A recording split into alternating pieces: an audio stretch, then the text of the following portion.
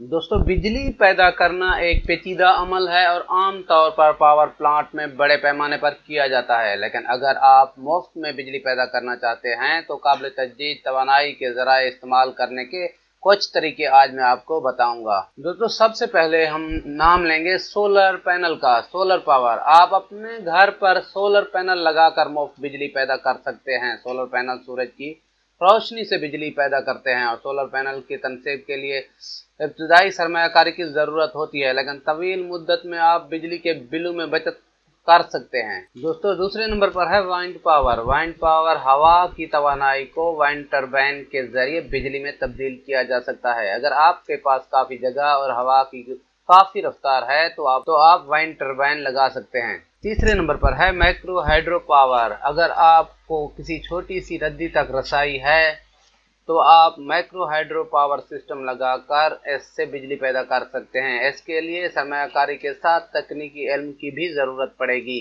Bicycle generator, अगर आप छोटे पैमाने पर बिजली पैदा करना चाहते हैं तो आप साइकिल को जनरेटर बना सकते हैं।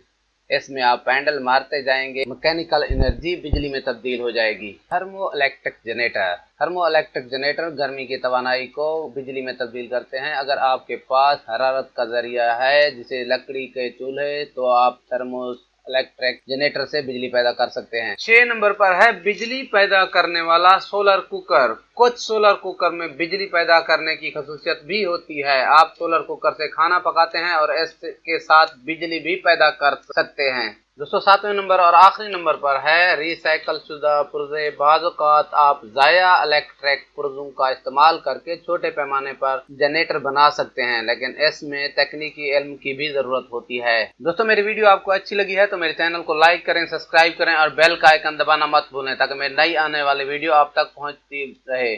मिलते हैं किसी नई वीडियो में, तब तक के लिए गुड बाय।